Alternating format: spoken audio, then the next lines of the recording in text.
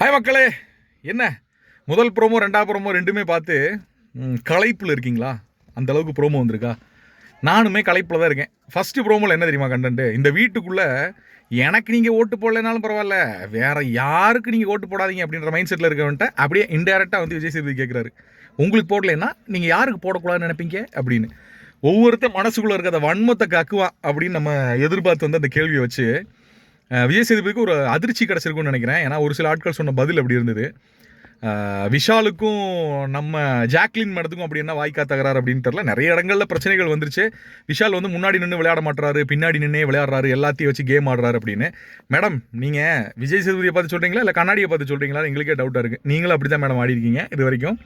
நீங்கள் சிங்கிளாக வந்து தனித்துவமாக எந்த இடத்துல பேசி எந்த இடத்துல கேம் ஆடிருக்கீங்கன்ற சொல்லுங்கள். ஒன்று, நீங்கள் கொடுத்த கண்டென்ட்டில் இருந்தது ஃப்ரெண்ட்ஷிப்பு, இல்லை அப்படின்னா உங்களுக்கு வந்து சிம்பத்தி ட்ராமா. இந்த ரெண்டை தவிர நீங்கள் எதுவும் பேசலை, எதுவும் பண்ணவும் இல்லை. ஃபிசிக்கல் டாஸ்கில் எந்த டாஸ்க் வந்து தாறுமாறாக விளையாண்டுருக்கீங்க அப்படின்ற சொல்லுங்கள். ஒன்று ரெண்டு இருந்திருக்கலாம், பட் நீங்களும் அதே மாதிரி தான் ஆடி இருக்கீங்கன்றதை மறந்துடக்கூடாது ஜாக்லின் மேடம். ரெண்டாவது பாயிண்ட்டு, யாருமே எதிர்பார்க்காத ஒரு விஷயம்.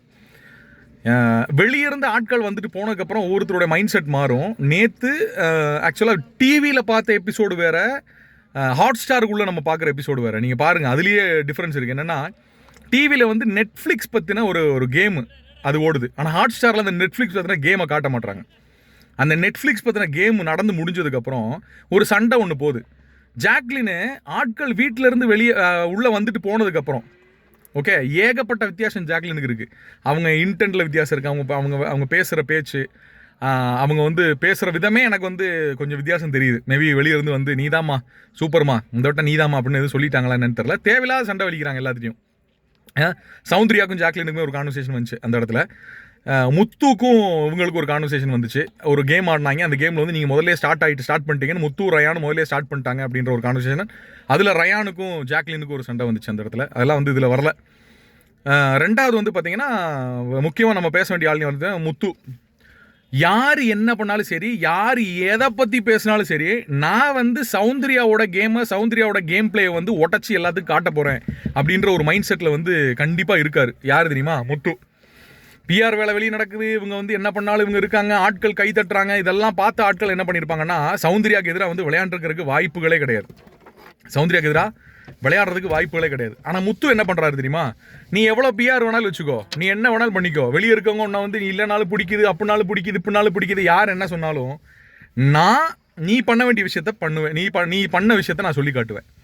உள்ள ஒவ்வொருத்தரும் ஒவ்வொரு உழைப்பு போடும்போது ஒரு வெங்காயமும் பண்ணாமல் இந்த சீசனோட ஃபைனல் வரைக்கும் வந்த ஒரே ஆள் சௌந்தர்யா தான்றதை, நான் இந்த டைட்டில் ஜெயிக்கலைனாலும் பரவாயில்ல, நான் உறக்க சொல்லிட்டு இருப்பேன் அப்படின்ற மைண்ட் செட்டுக்கு முத்து வந்துட்டார். ஓகேவா? த வார் இஸ் ஆன் அப்படின்னு சொல்லலாம். ஜாக்லினுக்கும் முத்துவுக்குமான ஒரு பேச்சுவார்த்தை நம்ம பார்த்தோம். ஸோ ஃபைனல் அப்படின்ற ஒரு விஷயத்தை நோக்கி முத்துவோடைய விளையாட்டு ரொம்ப தெளிவாக இருக்குன்றதை நான் நினைக்கிறேன். ஏன்னா யார் அந்த ஃபைனல் டாப் 5ல வர்றதுக்கு வாய்ப்புகள் இப்போ இருக்குது அப்படின்றத முத்து தெளிவாக கெஸ் பண்ணிட்டாரு. ஜாக்லின் கூட கான்வர்சேஷன் ஆல்ரெடி போயிடுச்சு, சௌந்தர்யாவோட கான்வர்சேஷன் ஆல்ரெடி போயிடுச்சு, தீபக்கை கூப்பிட்டு வச்சு பேசிட்டாரு. ஓகேவா? நீங்கள் நல்லா பாருங்கள். 4வது முத்துக்குமரன். இந்த 5th மேன் யார் அப்படின்றதுல ஒரு கான்வர்சேஷன் இந்த 2 நாளில் நெக்ஸ்ட் ஒரு 2 டேஸ்லையோ இல்லை டிக்கெட் டு ஃபினாலேயோ வர்றதுக்கு வாய்ப்புகள் இருக்குது. டிக்கெட் டு ஃபினாலேவை ஜெயிக்கக்கூடிய ஆள் இருக்காங்க இல்லையா, அவங்க டேரெக்டாக வந்து ஃபைனலுக்கு போயிடுவாங்கன்றது உங்களுக்கு தெரியும். முத்து என்ன இன்டென்ட்டில் இருக்கார் அப்படின்னா, நிறைய கிளிப்ஸ் நம்ம பார்க்கும்போது எந்த சீசன்லேயும் டிக்கெட் டு ஃபினாலேவை ஜெயிச்ச ஆள் அந்த கப் அடித்தது கிடையாது.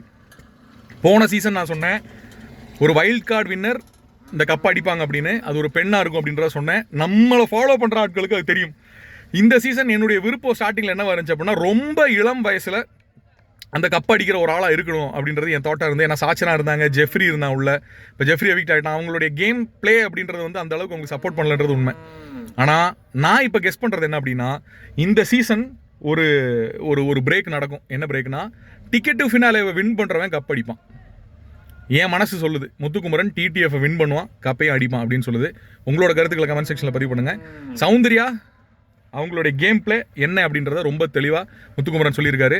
எத்தனை பேர் அதை ஒத்துக்கிறீங்க அப்படின்றதையும் கமெண்ட்டில் போடுங்க. இன்னொரு வீடியோவில் சந்திக்கலாம்.